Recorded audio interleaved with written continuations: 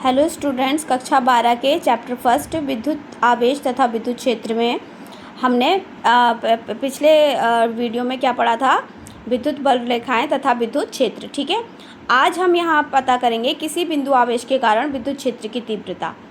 ठीक है, तो देखिए विद्युत क्षेत्र की तीव्रता क्या होती है? विद्युत क्षेत्र में स्थित किसी परीक्षण आवेश पर कार्य करने वाला बल तथा परीक्षण आवेश के अनुपात को ही क्या कहा जाता है? विद्युत क्षेत्र की तीव्रता कहा जाता है। ठीक है, मतलब अभी आपने पीछे देखा था कि कोई भी अगर हमारे पास में आवेश है, चाहे वो धनात्मक है या ऋणात्मक है, तो उसके चारों तरफ आते ही या उसके संपर्क में आते ही कोई टेस्ट चार्ज क्या करता है? उसकी तरफ आकर्षण या प्रतिकर्षण का अनुभव करता है।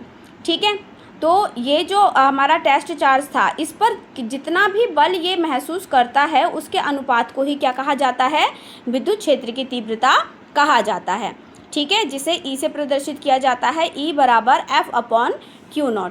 तो आज हम पता करेंगे किसी बिंदु आवेश के कारण विद्युत क्षेत्र की तीव्रता कितनी निकलती है। ठीक है, माना ये हमारे पास में प्लस Q चार्ज है, इससे R डिस्टेंस पर हमने क्या रखा है? अपना परीक्षण आवेश Q0 रखा हुआ है। ठीक है, और मैं बता चुकी हूँ जो Q0 परीक्षण आवेश होता है, इस पर हमेशा धनात्मक चार्ज क्या किया जाता है? कंसीडर किया जाता है। ठीक है, तो यहाँ पर देखिए विद्युत क्षेत्र की तीव्रता परिभाषा के अनुसार क्या होगा? F/Q0 होगा। ठीक है, और हम बल दो आवेशों के बीच में जो बल कार्य करता है F, वो हम पिछले वीडियो में पढ़ चुके हैं। वो बल कितना होता है? K Q1 Q2/R² होता है। तो Q1 यहाँ पर हमारे पास में धनात्मक चार्ज है, Q2 क्या हो जाएगा? हमारा परीक्षण आवेश। तो यहाँ पर से K Q1 Q0/R²। ठीक है, और अपॉन में क्या है? यहाँ पर से देखिए Q0 है, तो यहाँ पर से भी क्या आ गया? Q0 आ गया। Q0 से Q0 कैंसिल हो जाएगा, यहाँ पर क्या बचेगा आपका?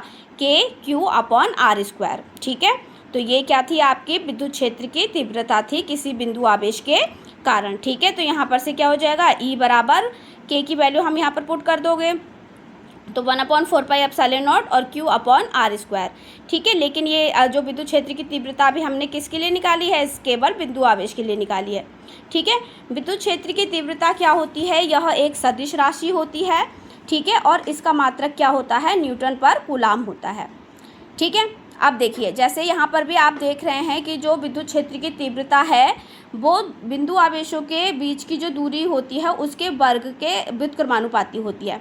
ठीक है, तो यहाँ से ये पता चल रहा है कि हम अपने परीक्षण आवेश को जितना दूर ले जाते जाएंगे उतना क्या होता रहेगा? जो विद्युत क्षेत्र की तीव्रता है वो कम होती जाएगी। ठीक है, तो देखिए इस तरह से यहाँ पर से आप इसे ग्राफ द्वारा प्रदर्शित कर सकते हैं। ठीक है, अगर हमारी दूरी अनंत हो जाएगी तो वहाँ पर विद्युत क्षेत्र भी क्या हो जाएगा?